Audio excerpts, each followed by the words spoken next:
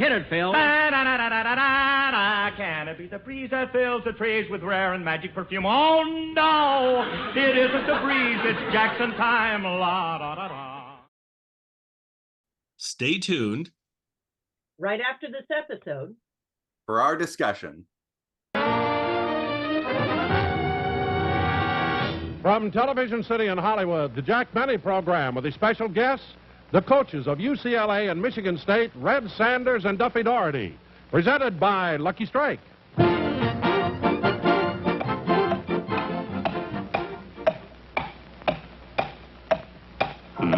up a lucky, it's light up time. Be happy, go lucky, it's light up time. For the taste that you like, light up a Lucky Strike. Relax. It's light up time. There's a time and place for everything. And the right time for a Lucky is any time you want to enjoy a great cigarette. And the right place for a Lucky is wherever you happen to be at the time. You'll always enjoy Luckies because Luckies taste better. Lucky Strike is made of fine, naturally good-tasting tobacco that's toasted to taste better. Cleaner, fresher, smoother. And that's why Lucky's taste better every time. So make your next pack of cigarettes Lucky Strike. You'll find it's the best-tasting cigarette you ever smoked.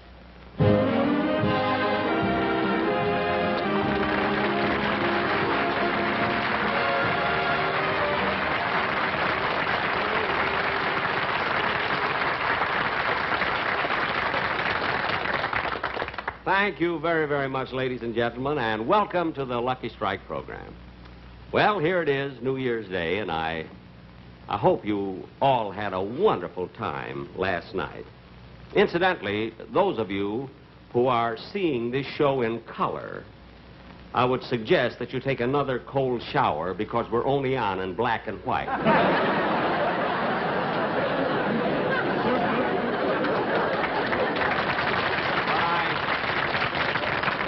I do want to thank everybody for sending me so many kind, nice messages, wishing me good luck for the new year. And just as I walked on, they handed me a batch of telegrams from fans that I would like to read to you, if I may.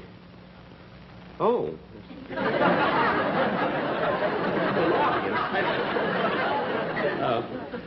Here's one wire. It says, "Dear Mr. Benny, best of luck for the coming year and hope you have continued success with your show.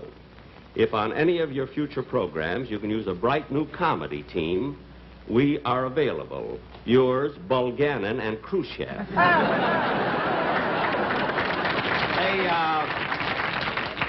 They just finished 2 hot weeks at Lowe's, Pakistan.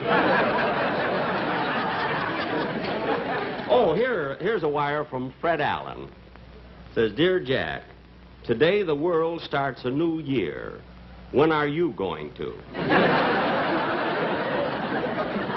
Of course, I would expect a wire like that from Fred Allen. He's a little bit angry on account of the Christmas present I sent him. And it wasn't my fault. You see, it took the parcel post so long that by the time my present got to New York, the bread was stale. I don't mean to imply that Fred isn't working, because he is. He's on every week on What's My Line. And, you know, he's trying so hard to look good. So I understand recently he wanted to have his face lifted, but I guess he thought it would take too long on account of the gravel strike.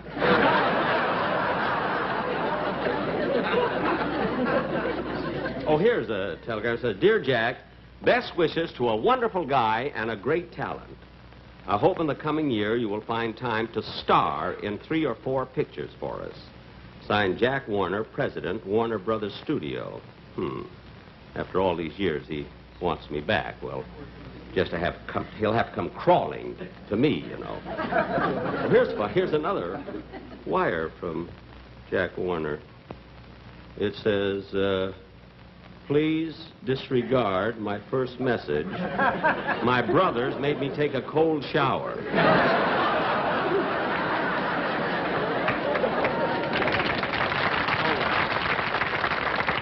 So much for the telegrams. And you know, ladies and gentlemen, I'm really glad that New Year's doesn't come oftener than once a year, although I did have a great time last night. And you know, I know a lot of you people have an impression about Hollywood parties that maybe they're sort of rough and they're carousing and they're wild, but that isn't true at all. Because I know, now I went to a party last night in Hollywood, and it was the most quiet, orderly party you've ever seen. And of course, it wasn't a tremendous party. You know, there were only 6 of us there, but there was a typical Hollywood crowd. You see, now there was Sir Cedric Hardwicke and Ethel Barrymore, Lillian Gish, Edmund Gwen, Victor Moore, and myself. And I assure you there were no wild shenanigans. Because all we did all evening was just sit there and looking at the television set. And then just before midnight, the butler came in and turned it on.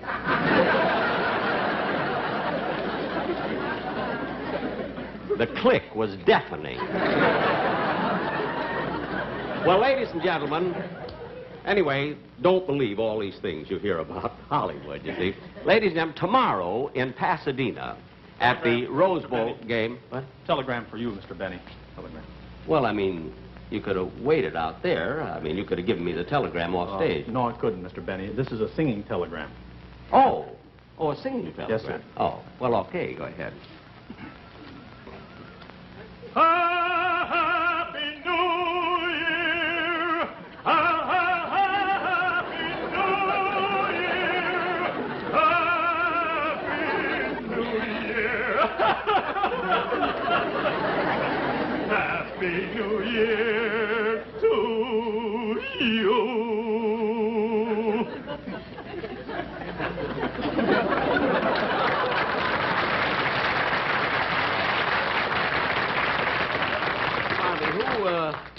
Who sent this telegram? Well, I did. If anybody likes my voice, my agent's number is Crestview, 52414. What a sneaky way to get an audition. 2 weeks ago, I had a ho-ho-ho singer on there. You know, ladies and gentlemen, as I started to say, tomorrow in Pasadena, Michigan State plays UCLA at the Rose Bowl. And this will be for probably 100,000 spectators of the game, probably 40 million watching it on television. And I'm a sort of a football fan. I know many of you are, in the audience and those watching. And so we have as our guests these 2 wonderful coaches of these teams. Not only that, but they're very dear personal friends of mine. Mr. Red Sanders of UCLA, Mr. Duffy Doherty of Michigan State.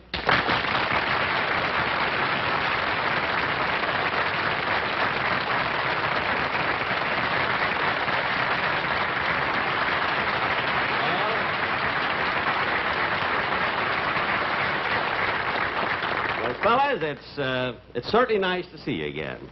Well, thanks, Jack. Thank you very much, Jack.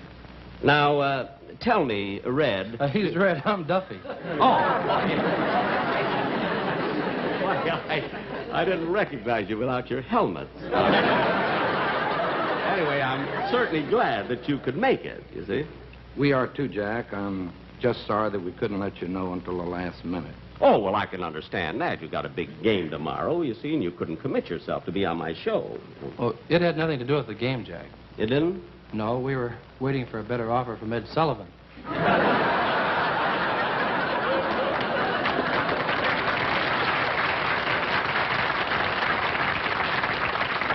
see. And he didn't make the offer, huh?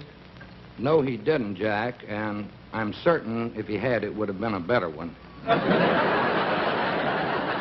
Yes. I can understand. Well, tell me, gentlemen, about your teams tomorrow. Do you feel that they're ready for this big game tomorrow? Hmm? Well, I'll say this, Jack, that we've worked awfully hard for this one, and the boys are up, and I think that our overall team speed will pose a problem for Red.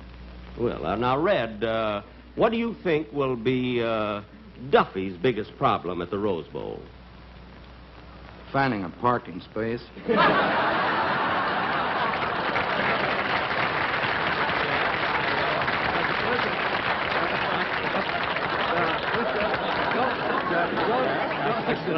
Don't let him kid you. Red's teams are always tough, and this year he has a great one. Yes, he certainly has. Red, let me ask something. You played Michigan State 2 years ago, didn't you, at the Rose Bowl? That's right, Jack, and they beat the Bruins 28-20. They did, huh? Well, now, without giving out any secrets, I mean, how do you intend to stop them this time? Well, defensively, Jack, we plan to use an 8-3 defense, a 7-2-2, a 6-2-2-1, a 5-4-2, a 4-5-2 with slants and with overshifts and undershifts, more or less. That is.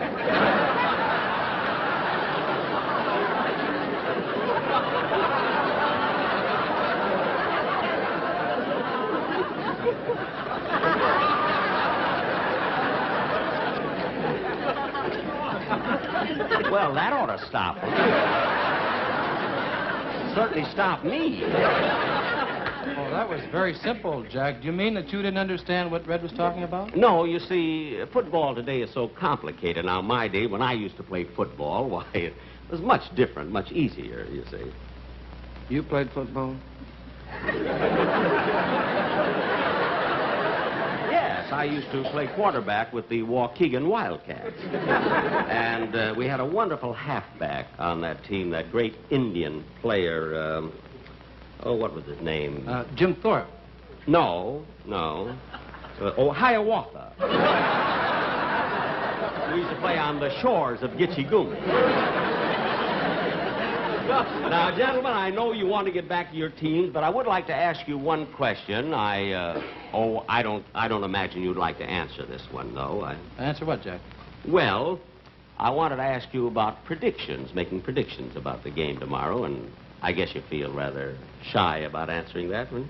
Oh, no, on the contrary. Red and I have talked it over, and we feel it's childish to be afraid to make predictions. Oh. That's right, Jack. We're ready to go out on a limb with this one. Well, I'm very glad to hear that. Then what are your predictions for tomorrow's game? Huh? Well, we predict that if Michigan State doesn't win, then UCLA will. I see. Unless it turns out to be a tie. Oh. Well, you certainly stuck your neck out. Thanks very, very much.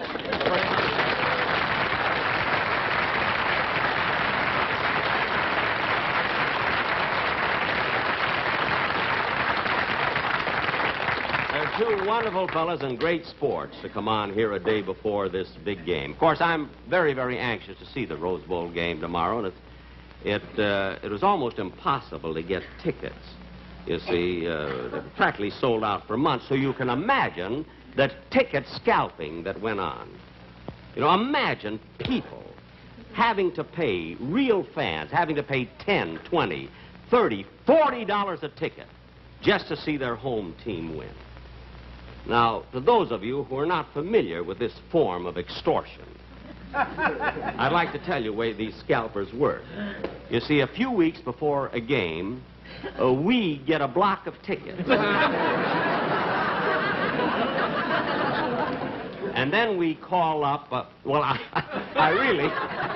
not allowed to tell you legally. I sold the rights to Racket Squad. And now, ladies and gentlemen, in keeping with this New Year's Day and in tribute to our two fine friends whom you've just seen, there'll be a medley of songs by the Sportsmen quartet. You gotta be a football hero to get along with the beautiful girls. In spite of all $1 million can do, a tackle or two will mean more to you. The fact that you are rich or handsome won't get you anything in curls. You gotta be a football hero to get along with the beautiful girls. By the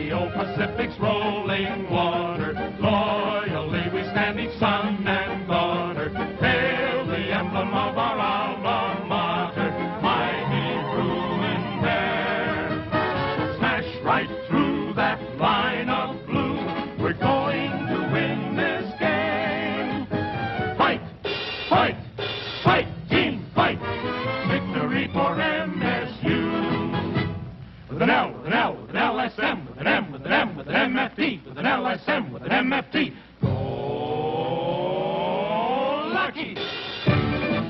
You gotta always carry Luckies to get along with the beautiful girls. Favorite smoke of redhead, blonde and brunette.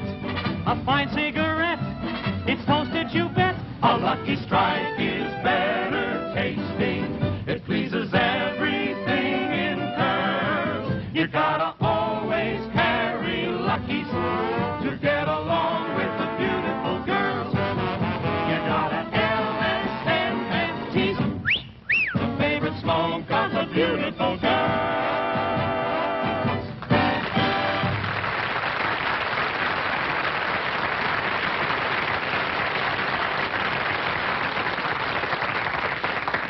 Ladies and gentlemen, as many of you probably know, I was in radio for 24 years.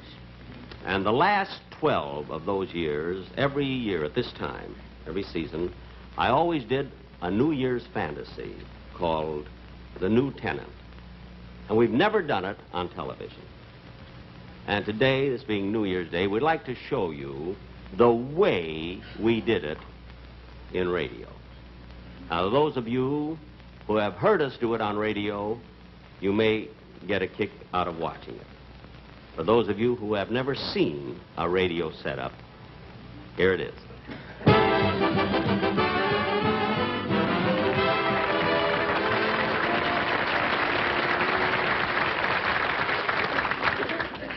Now, Don Wilson, my announcer, who has been with me 22 of these 24 years, will play the part of Uncle Sam.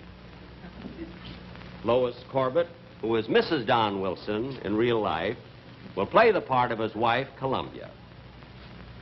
This is Mel Blanc, who has played so many characters on my show that always done everything. The Maxwell, the noise of the Maxwell, and my violin teacher, and the parrot. That's right, Daddy. And here's a young fella that's going to participate in the play. This is little Charles Herbert. Little Charles Herbert. Just take a little bow, Charlie. That's it. And this gentleman here will... Wait a minute. I don't remember you at rehearsal. What do you do on this show? Nothing. What are you doing sitting up here on this stage? Couldn't get a seat in the audience.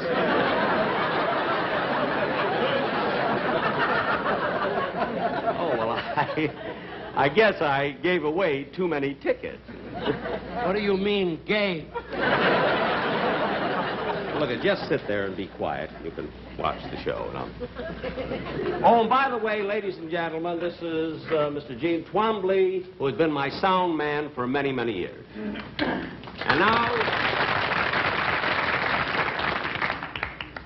And now for our fantasy, as we did it on radio, The New Tenant, or Goodbye 55, Hello 46. Hello 56. I'm going back like my age.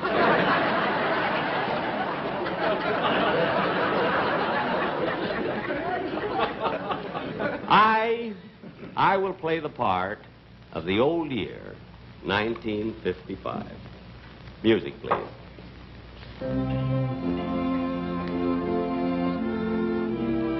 Our scene takes place in a rooming house run by Uncle Sam and Columbia.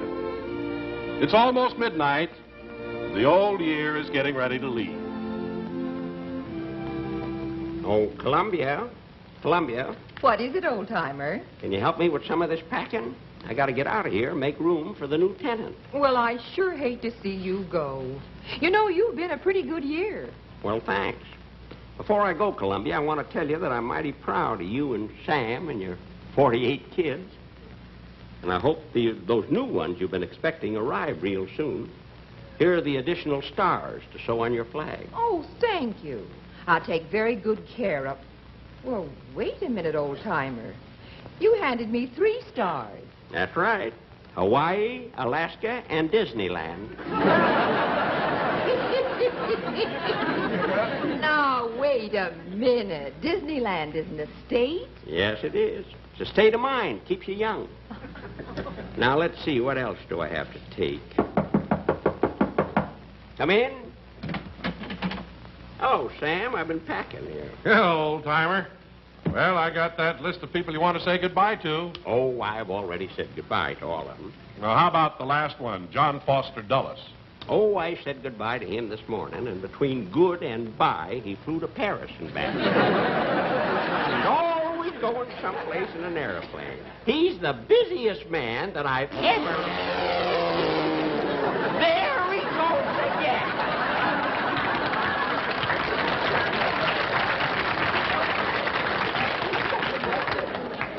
I never saw a man that traveled so...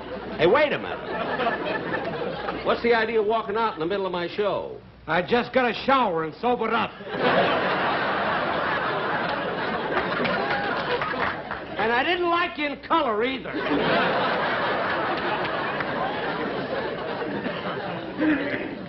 Oh, well. Now, let's see. Oh, yes, before I leave here, Sam, here's something I want to give you. All that money? What's it for, old-timer? Well, next year they're holding the Olympic Games down in Australia, and I want to use this money to send a good team down there. Well, it's sure a lot of dough. Yep. There's $100,000 in that bag and $64,000 in this one. Now, for heaven's sake, take good care of it before some darn fool gives it away on television. Old-timer, you better start closing up your bag. It's getting kind of late. Yep. Haven't much time left.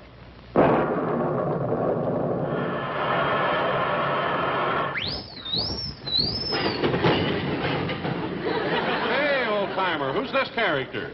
I don't know. Who are you? I'm Mars. Mars? The planet? I ate the candy bar.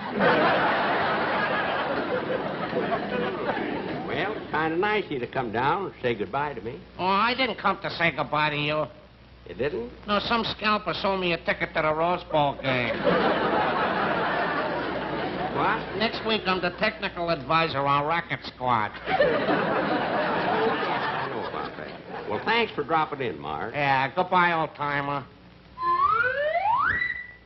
Doggone, I meant to give him his saucers back, and I forgot all about it. Now, let's see, what else do I have to do?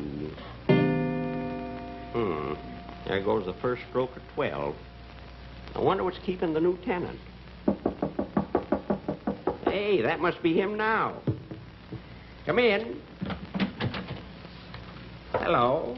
Hello, old-timer. Well, so you're the little New Year. Come on in, son. Come in. Hey, you're a cute little rascal. Thank you. Now, Sonny, you got a big job on your hands, and you're going to be on your own. I know you're going to be awfully busy, but try to take good care of Sam and Columbia and all the children. I sure will. Now, Sam has had disagreements with some of his neighbors across that little pond there, but everything seems to be shaping up better. You can kind of help things along. I'll do the best I can. I'm sure you will. Now, before I go, Sonny, I want to show you my picture album. Your picture album? Yeah, here, I'll show you. See that fellow over there? You ought to take good care of him because he did Sam and all of his neighbors a real good favor during my time. He fixed it so that men, women, and little fellas like you have a better chance of going through life with one less hazard. What's his name? Jonas Salk. Now, you take good care of him. Let's see, who else? Who is this man in the white camel's hair coat? Him? Oh, you'll hear a lot about him. That's Liberace. He's an entertainer on television. Gee, that's an awfully small piano. Where? That ain't no piano. You're looking at his teeth. Well, that's the last Liberace joke of the year. Now, let's see. What have we got on this page? Say, what's that big building with all the flags on it? That? Oh, I'm glad you asked me about that. You know, that's more than a building, Sonny. That's the heart of the world. That's in New York. That's the other side of Sam's living room there. That's where a bunch of fellas get together and talk over a lot of things they used to shoot about. Sometimes the talking goes on and on and on, and you get to thinking they ain't doing much. See? But, Sonny, if you don't do anything else, keep 'em talking. You understand? Yes, sir. Now, let's see. Say, who's that man with the nice smile on his face? The nice-looking man there with the smile? That's a fella I want to tell you about. Now, his name is Dwight Eisenhower. After you're here a while, you can call him Ike. He'll like that. I want to tell you something, Sonny. I didn't take as good care of him as I should have. When my back was turned, he got sick. Now, it was either my fault or Sam's or somebody's. I don't know. Maybe we had him working too hard, you know. Anyway, he's getting along fine now, and I want you to take real good care of him. Nice fella. Oh, I'll watch out for him, all right. Yes, sir. You do that. You know, all his life, he's been taking care of Sam from the time he was a young fella right straight on through to now. And Sonny, come here. I want to tell you something. You know, he likes to play golf once in a while, see? So whenever he wants to play, you see that he has a nice day for it. No, he plays a pretty good game. Oh, he ain't no Ben Hogan or anything, but he gets a big kick out of tearing up Sam's front lawn. Well, it's just about time now. So, Sonny, remember all these things I told you. Now, there are a lot of other things you'll have to learn about just the same as I did. New ideas, new problems, a few headaches, but you'll work them out. Well, sir, I gotta be going. So long, Sonny. Bye, old-timer. Goodbye, Columbia. So long, Sam. Goodbye, old-timer. So long, everybody. Keep smiling.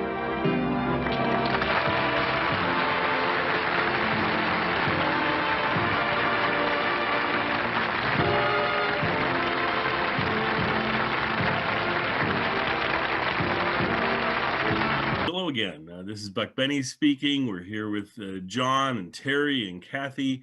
A lot of ground to cover today, so we're going to hop right in. We're going to present two things today that I thought were kind of related. The first one is this 7-minute clip of the Jack Benny show, the radio show, being filmed at Camp Haan. It's in 1940. There is the equivalent, of course, radio show that you can listen to that is very similar to this Camp Haan one, but I think there's some differences. I'm not sure if they did it twice or what they did, but anyway, this Camp Haan piece, I find it so interesting because it's 7 minutes, and I call it, I joked around when I was sending it and said it was the best 7 minutes of Jack Benny cast or whatever ever, but I kind of think it was, because you do get Phil, which you never get on the TV show. You get essentially every cast member, all the way down to Frank Nelson, having interactions with Jack in this 7-minute period. So they absolutely caught the main piece of what the show's all about and filmed it. And it's neat to have that film that exists. For that piece, we'll talk about that, and then there's going to be an episode we're going to play after it. But anyway, for this piece, John, what did you think about that, or what are your thoughts on that piece? Yeah, it's so cool to see the radio show happening, and you can actually see the things you've heard so many times. And I love that you saw so many of the cast members. You know, sometimes you'll see, like I've seen a few other clips from behind the scenes, but you don't get everybody. This has practically everybody. One thing that I noticed as a man who's lost most of his hair is Rochester has really lost a lot of hair. And this is the point where he's got the least hair before it starts coming back again. Yeah, good point. Good point. Yeah, you don't realize that Rochester in the TV show, of course, is wearing a toupee, and he does in the movies as well and so forth. This is Rochester au natural, so you get to totally see his how his hairline has receded. I noticed the exact same thing, but it's neat to get a bit with he and Jack together, with Mary and Jack. I mean, just to go through every cast member is just awesome. Kathy, did you have anything about this that kind of struck you? Well, it made me think about what people back at the time would have thought. Do we know why this was produced? Is this an element of a newsreel, or or something from that would have been shown in a movie theater, as a short? So I think it actually was a newsreel that they were creating out of this. So I think that's probably the bit of it. But it also, the other thing I've heard about it is that it was actually the Camp Haan people that were filming it so they could show it to people that couldn't make it that night, or future military audiences. Yeah, what fascinates me is the sort of cognitive dissonance that that John, you were talking about. It's like, I've heard this for so long. To see it really has my mind, sort of having a little war inside, because when I imagine the show, I do kind of imagine them standing around microphones, but then I'll imagine them in their whatever, if they're at the studio or at Jack's house, or my mind will imagine them sort of talking and doing the things. And it reminds me of how difficult a time Hollywood had making radio movies back in the day. If you've ever watched the Fibber McGee and Molly movies, or the Charlie McCarthy things, even Jack's own things like Buck Benny Rides Again, it's just even Hollywood is having a little hard time with that cognitive dissonance. Going, everybody knows the voice, they'll want to see what the people look like, but in the radio show you're reading the script and it seems a little like cheating, that somehow. So they said it's fascinating, but it had me thinking all kinds of weird things about what is reality, what's the real performance, what is going on. Exactly. Well, and the other piece that I think of whenever I see this is I'm thinking, oh man, I wonder if somewhere out there, lost to time or whatever, but maybe at Camp Haan, I should go visit Camp Haan.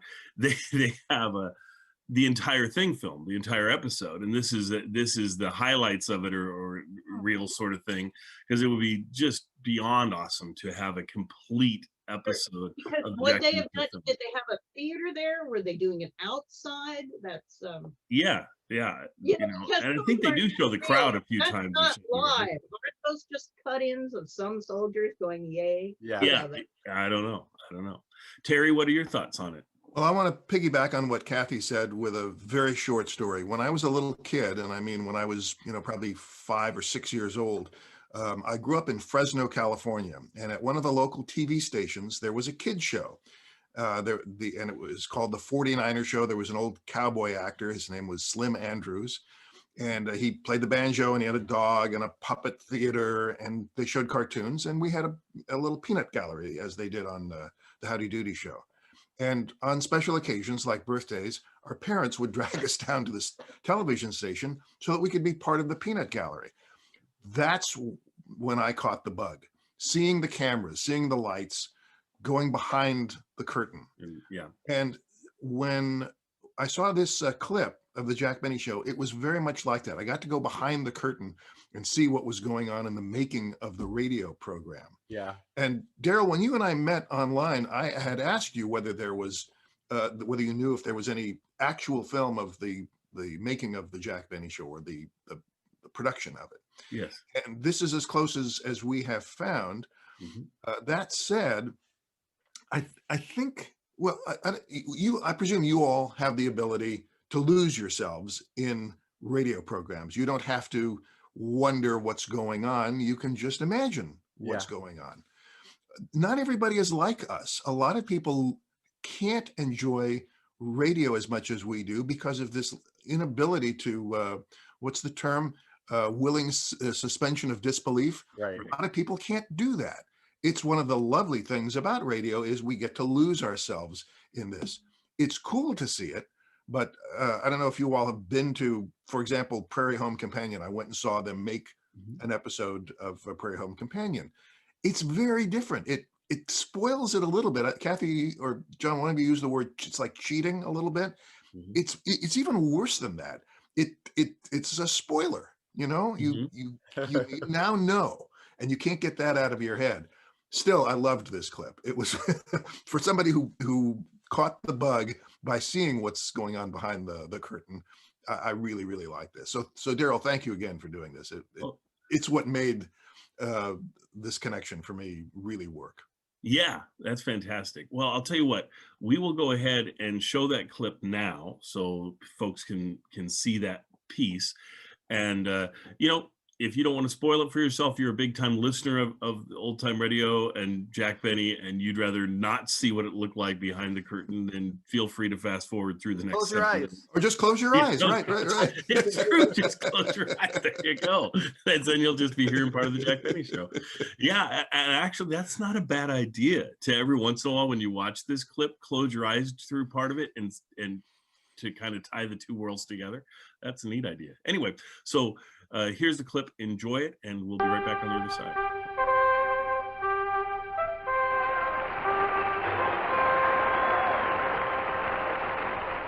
Ladies and gentlemen, from Camp Haan, California, we bring you a man who pedaled here all the way from Hollywood on the rear end of a tandem bicycle, Jack Benny. Thank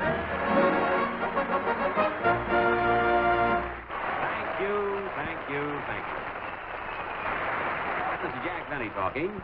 And Don, you can joke about it if you want to, but believe me, a tandem bicycle is the way to travel nowadays. You pull into a service station, the attendant checks your tires, wipes off your goggles, you stick your tongue out at the gas pump, and away you go. You and Rochester were certainly the funniest looking sight along the highway on that two-seated bike. Funny looking? Yeah, Rochester in his chauffeur's uniform, and you and that, oh, by the way, Jack, what was that weird-looking thing you were wearing on your head? You looked like Buck Rogers. Oh, that. Well, you see, Don, I've got a girlfriend that's a deep-sea diver, and she lent me her helmet to keep the wind out of my eyes. Darn nice of her, huh? My goodness, that's a pretty strenuous job for a woman, isn't it? Oh, she's rugged. Really is rugged. In fact, I took Myrtle. That's her name, Myrtle Minklehopper. Anyway, I took Myrtle to the wrestling matches the other night, and on the way home in the cab, she won 2 falls out of 3. Hello, Mary. Hello, Jack. Hiya, fellas. Whistle at me like you did outside. You're really popular here, Mary. You got a nice hand. That ain't all they're applauding, brother. Oh, yes, your figure is more alluring than the average top sergeant, I think.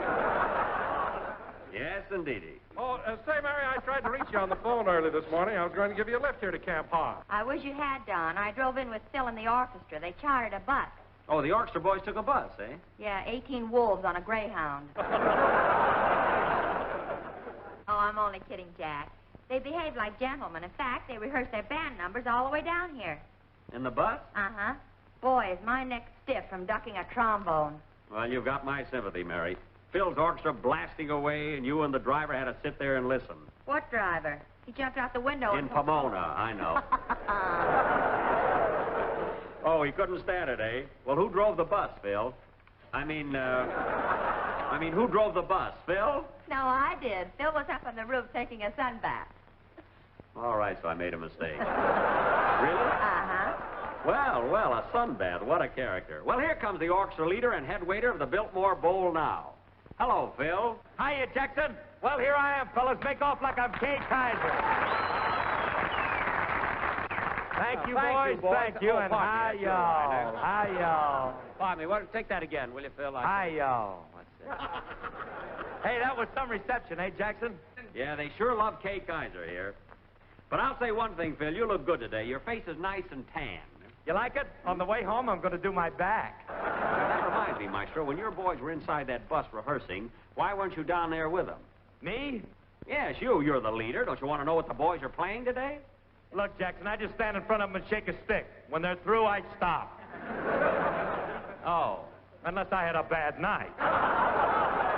When you're honest, I'll say that. Oh, by the way, Phil, as long as you rented a bus, I think I'll load my bicycle on it and ride back with you and the boys. Bicycle? You mean to say you pedaled all the way out here on a bike? Why, sure. Over them hills? Of course. With your legs? Hey, just a minute. What's wrong with my legs? They look like they should be sticking out of a malted milk.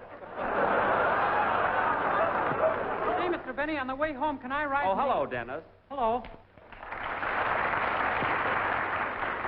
Say, Mr. Benny, on the way home, can I... Thanks, fellas. Say, Mr. Benny, on the way home, can I ride in the bus with the rest of the gang? Of course, Dennis, certainly. Boy, am I glad to hear that. It was so windy coming down here, I could hardly catch my breath. Oh, it wasn't so windy. Don't tell me. I was sitting on the handlebars. What of it? You had a nice soft cushion under you. Some cushion. Every time Rochester rang the bell, I darn near wiggled off. Pardon me, I'll take it. Hello? Hello, Mr. Benny. This is Rochester.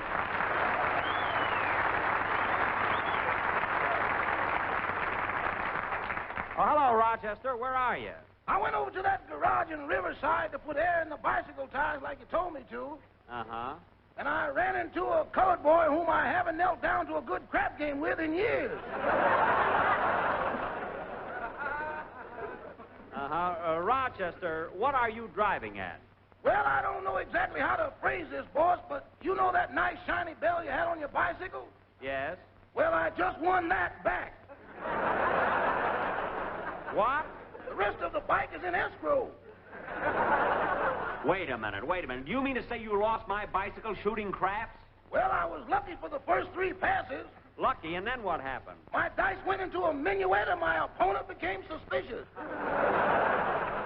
Oh, well, I don't care what happened. I want you to go to that garage and tell your friend to give you back my bicycle. Without paying for it? Yes, without paying for it. Now, just grab it. Now, wait a minute, boss. That boy's got a razor that does everything but run out and get the mail. Well, Rochester, what are you scared of? You carry a razor yourself. Yeah, but it's only a Gillette and I'm out of blades. I can't help it. Now, you get that bicycle and come over here to Camp Haan. Goodbye. Oh, say, boss. What? If I ain't there in a half hour, send a Jeep with a jug of new skin. Okay, so long. Here we are at old Camp Haan in the state of California. And the guys here are so handsome. Heidi-ho and Ochichornia. So far, nothing. Go ahead, Mary. I met a boy right after lunch. He got me away from the rest of the bunch. He kissed me, then ran like a deer. If he comes back, I'll buy him a beer. That's about the silliest anything you've done this year. When he grabbed me, I near froze, but his aim was bad, and he kissed my nose. He kissed your nose? Yes. However, boys, I'm not complaining. He'd only had his basic training. We're glad to be here, old Camp Haan. Phil and Dennis, me and Don. What about me? And good old Jack, who is our clown man. And Virgil Reimer, world's best sound man. Virgil, you keep out of this. Jerk. The end. And we're back. Look at That's that. so great. I love What that. a great clip. And I was surprised when Frank Nelson shows up right at the end there because I didn't see that coming. I didn't either. I didn't even. I was thinking at the time, who else can they possibly fit in? And I thought, oh, they missed Frank. And then all of a sudden there's Frank. So I was like, yeah, because you see or you hear Frank Nelson a lot, later on, but I forget that he was there even in the 40s. Right. So it's just the only person they were missing was Mel Blanc. Yep. And who in 1940 he barely, maybe he was he started doing the camp shows with the airplane noises and things like that. Right. Well, and he wasn't on every episode, so I don't even know. I don't recall whether he was actually on the Camp Haan episode at all. He probably wasn't. Otherwise, they probably would have featured him in this clip. 1940 was pretty small potatoes. So. Yep. But going forward, now we get a chance to enjoy Mel Blanc in the next piece. So, but go ahead, John. Well, that's what I was going to say. I was going to say, at least in this upcoming one we're about to watch, we do see Mel Blanc prominently featured in a similar behind-the-scenes setup. Yep. And so that's what ties these two things together so nice, I thought. So anyway, let's get into this episode. This is, for us, this is currently, as we're playing this, we're right before Thanksgiving. But I thought just because it tied together so well and just because everybody had mentioned about behind-the-scenes stuff, I just thought, let's just do it. and I'll play it again. I'll probably be playing this episode every New Year's for you guys, because it's my favorite New Year's episode. Jack has multiple New Year's episodes, but this is the best one to me.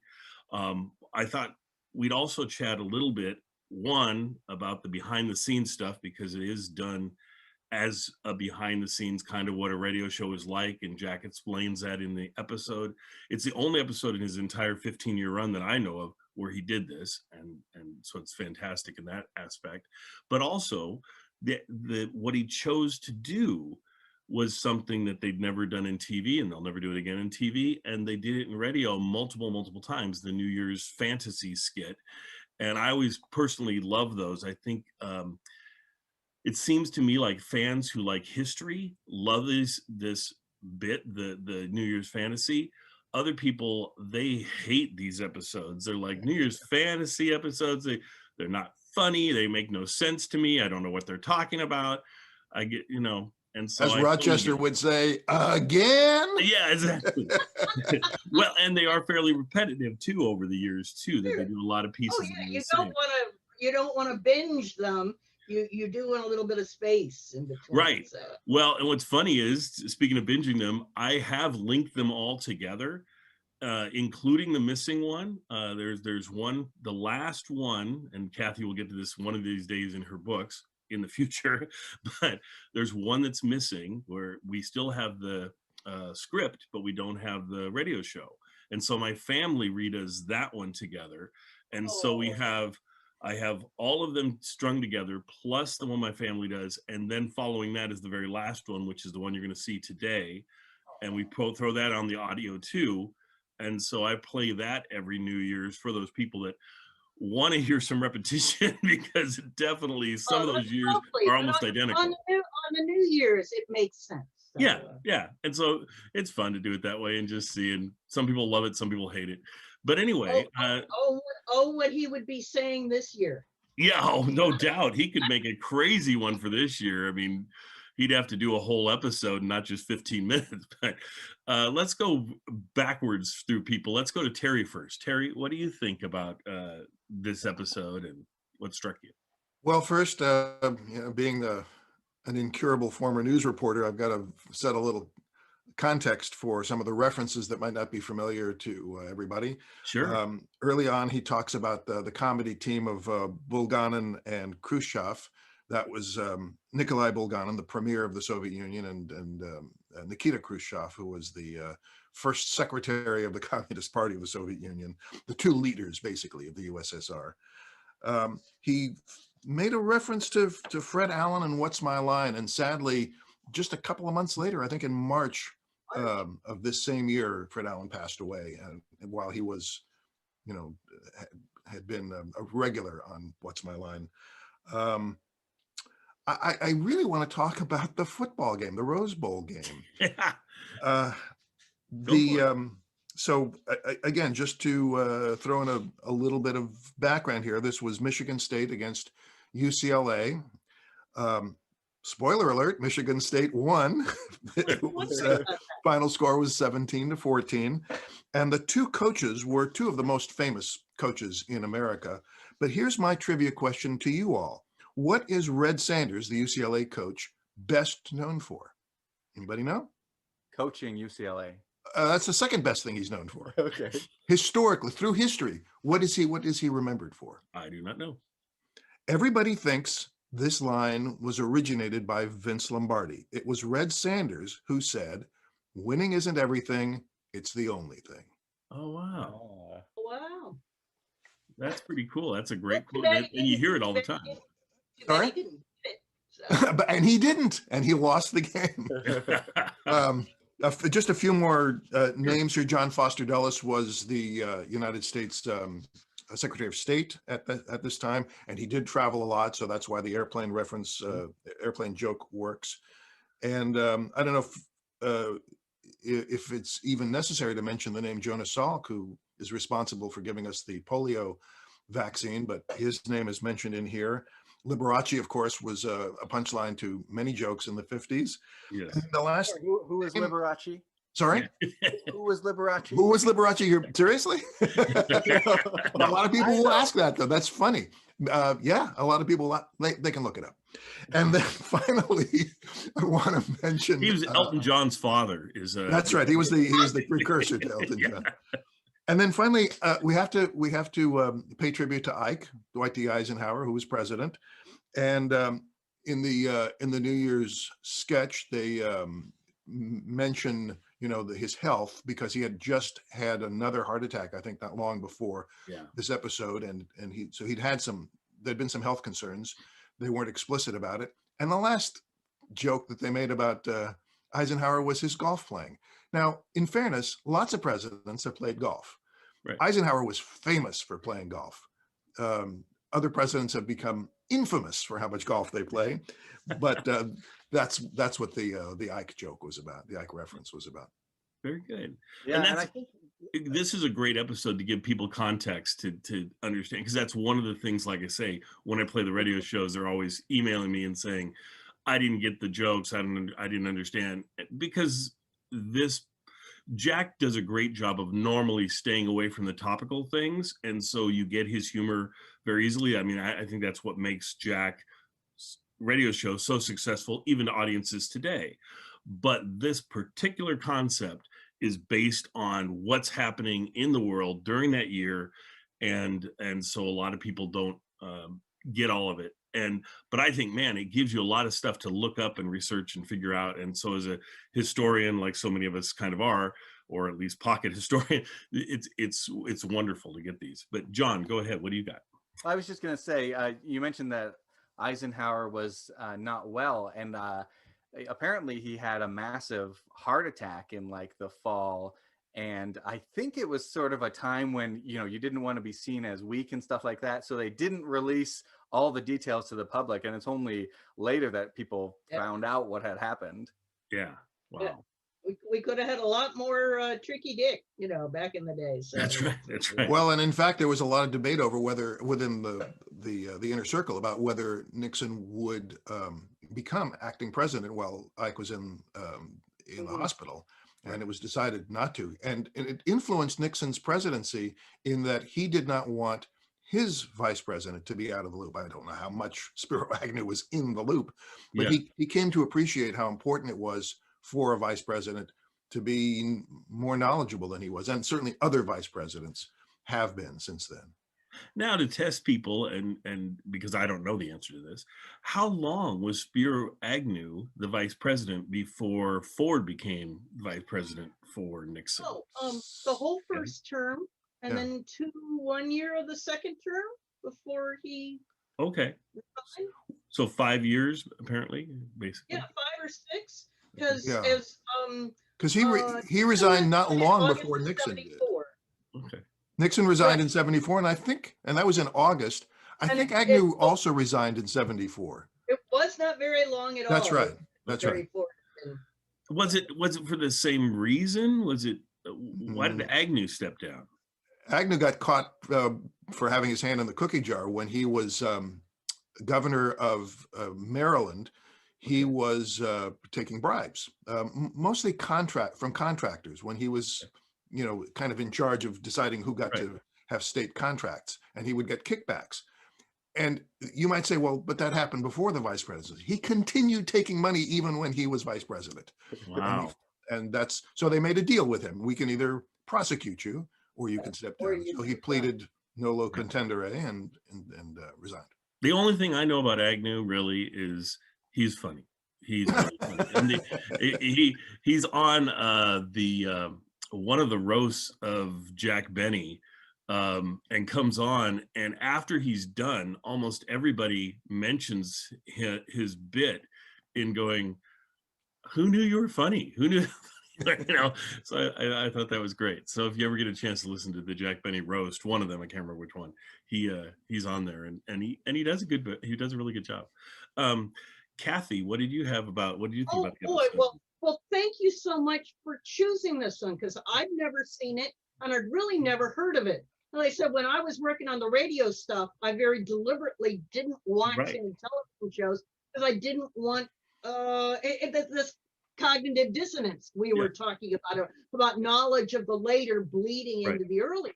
But I couldn't help all my knowledge of the earlier bleeding into this later episode, and I found it fascinating. It's very liveness, because I don't know when I'd heard Jack make more errors. He's stumbling and stuttering, that's in a way that, because of how much on the radio show he always, ran, down his cast for, we only had one rehearsal, and quit making those mistakes, and how they loved to jump on him whenever he made the least little error.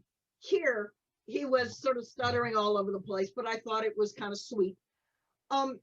To briefly mention how much the Rose Bowl game was kind of like the national football game. And I think Jack thought so. All through the radio years, he was very much about Rose Bowl, and his team was UCLA.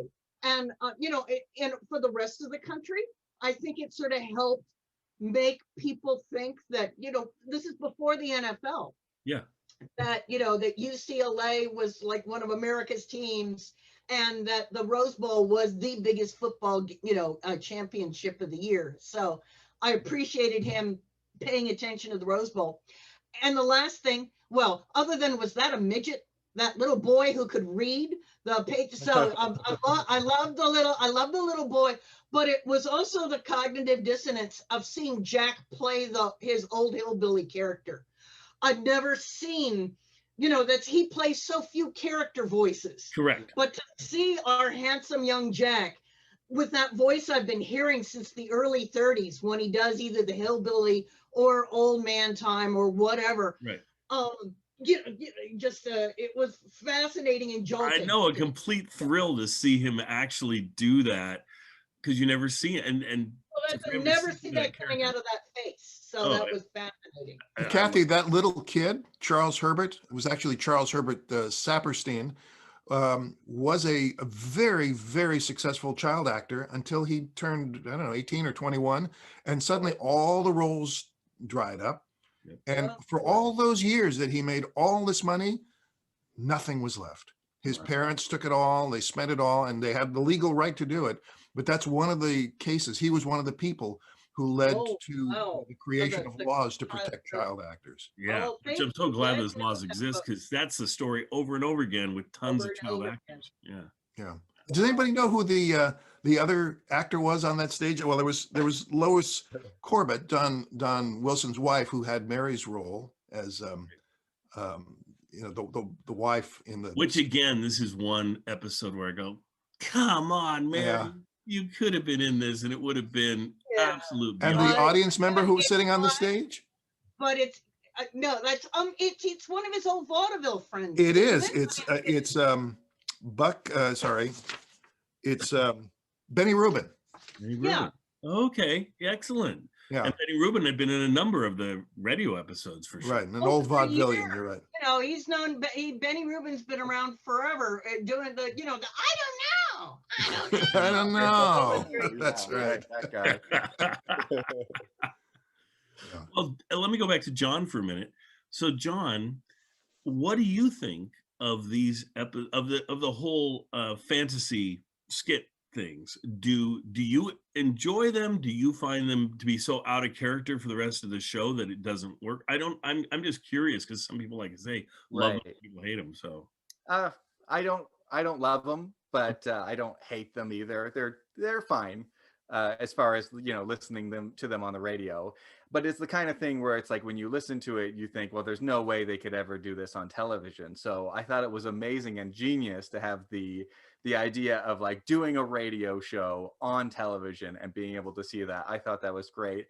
But my favorite is, of course, the sound effects with Twombly, the sound effects man. Yes. And watching those sound effects, I was fascinated by that, especially since it matched so perfectly what I'm used to hearing on the radio. Yes. And his timing is just like spot on.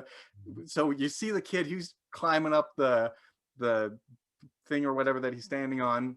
but he's doing the sound effects of him walking in the door, and it's timed so well that I thought it was awesome. The only thing is, I didn't see the sound of the clock. I was curious how they did the sound of the clock.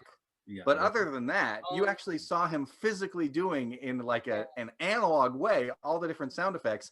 It's not even like I've seen with some of the other shows, like a record player where they'll hit the record player, which I bet he had a gong. A gong, yeah. I'll bet he did. Yeah.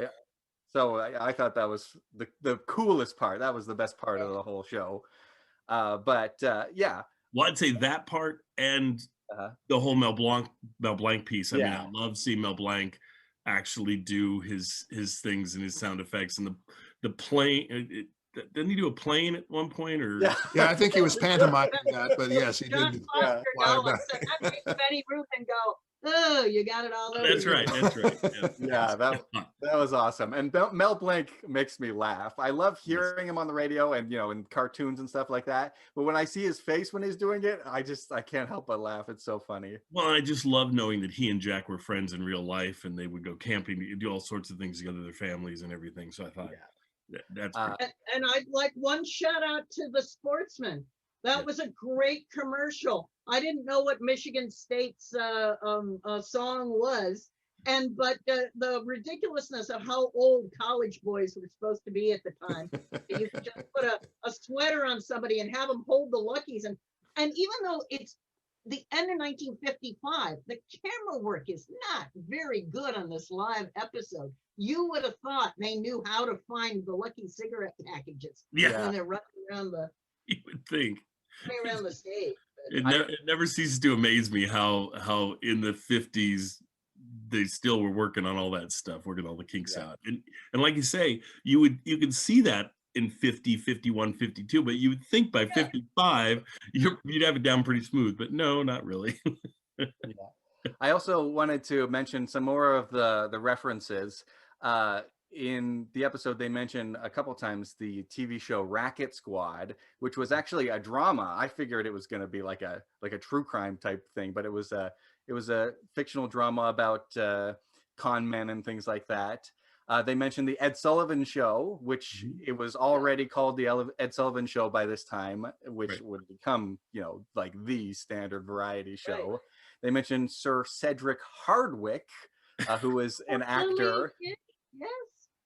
Yeah, actually, they mentioned a number of actors, like all in a row, that were like established actor. They've been acting since like silent film era. There was him. There was Victor Moore, who's from Swing Time and 7-Year Itch.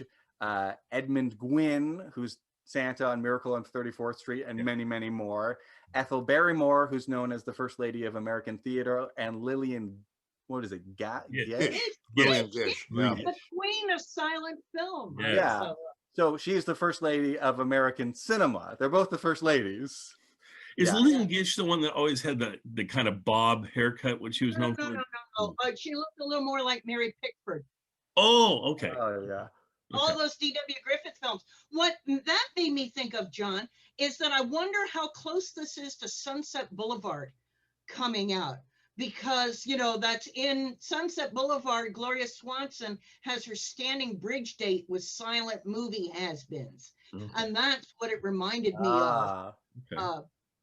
And also to say that, hey, when the college coaches had not been gotten an offer from Ed Sullivan, Ed was from New York, broadcast from New York. So there's no way the night before the game they could. Yeah, that's true. That is so true. Well, I think we'll end it there because we got other ground to cover, but I hope everybody enjoys this episode. Completely unique episode from all the Benny TV. So if you're ever going to watch anything, watch this episode. It's wonderful. Oh, and for all the folks that are listening out there, I would highly suggest you come to YouTube, watch this on YouTube, because you're not going to get the same thing just listening to it. But if you're into listening to it, more power to you. But we'll stop there. So thanks, everyone, and see you next time.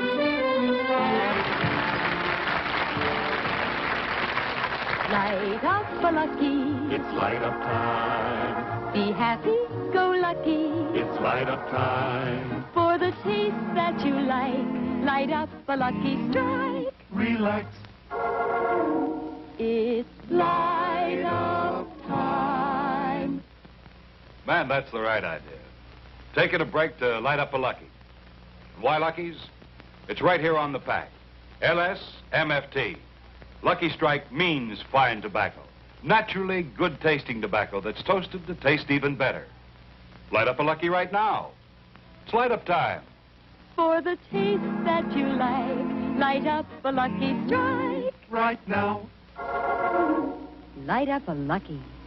It's light up time. You'll say it's the best-tasting cigarette you ever smoked. The Jack Benny program has been brought to you by the American Tobacco Company, America's leading manufacturer of cigarettes. The Jack Benny program has been selected for viewing by our armed forces overseas.